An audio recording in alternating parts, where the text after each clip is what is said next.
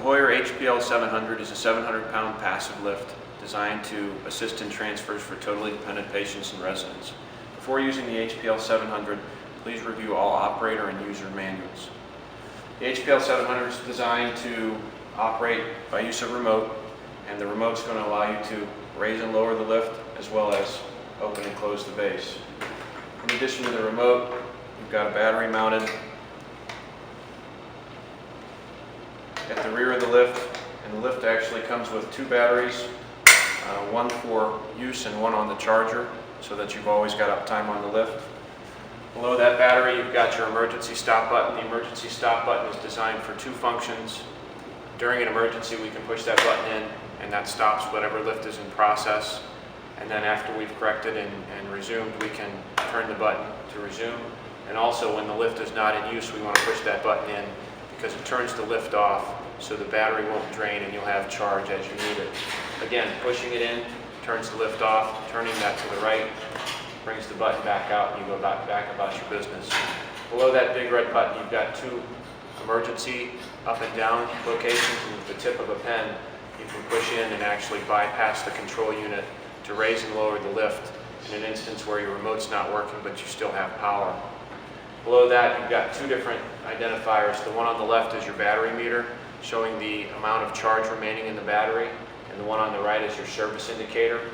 When we talk about the battery indicator, we want to ensure that we check the battery for proper charge prior to using the lift. And it'll go like a gas gauge on your car from full to 3/4 to half to quarter, and when it gets below that point, it won't have enough charge to conduct a lift. So make sure you check that prior to use.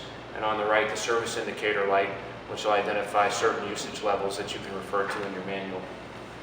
Below the control box on the rear of the lift, you've also got wheel locks on the rear wheels on both sides, and they simply lock by pushing down and unlock by either lifting up or pushing the lever at the top there. The only time we use the wheel locks is when we park the lift or when we're picking up a patient or a resident off the floor. In normal transfers, bed to chair, chair to bed, any other transfers similar to that, we won't use the wheel locks. We'll only engage them again when we're parking it or for storage, or when we're picking up a patient or resident off the floor.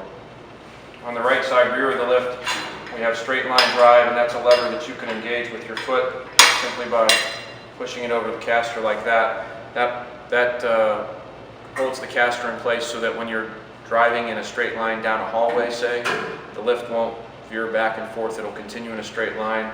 And likewise, when we're using the lift, that allows us to pivot effectively rather than having to engage a lot more muscle when making the transfer. Simply disengages by swinging it back out in place. On the front of the lift, there's an emergency descent where my left hand is, and the emergency descent is designed for use if the lift shuts down for whatever reason, the batteries don't work, the remote doesn't work, and none of the lift is operating. Rather than having to manually lower the patient or the resident, we can use the emergency descent. And all I have to do is lift that up about a ½ inch with finger pressure, and as long as there's weight on the lift, it will lower. Moving to the front of the lift, we've got a 4-point cradle, and the cradle is designed for attachment of various slings, which we'll go through separately. The two cradle portions facing the patient are for the shoulder straps.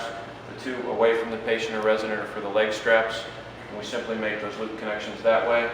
And at the front of the lift, you'll see here the scale attachment. The scale's for weighing your patients or residents.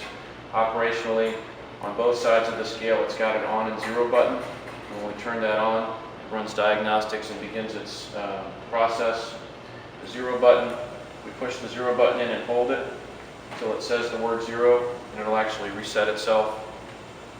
Next to the on and zero button is your pounds and kilograms button. This will actually convert for both weight measurements. And next to that is your recall button. The recall button allows you to recall the last weight that was recorded and saved on the lift. So in theory, when you weigh a resident or patient, that'll save that weight. And if you forget to write it down for whatever reason, you can go back, press the recall button, and go back about your business after having recorded it correctly. On the top of the arm, you'll see here there's a sticker with red for small, yellow for medium, green for large, and blue for extra large.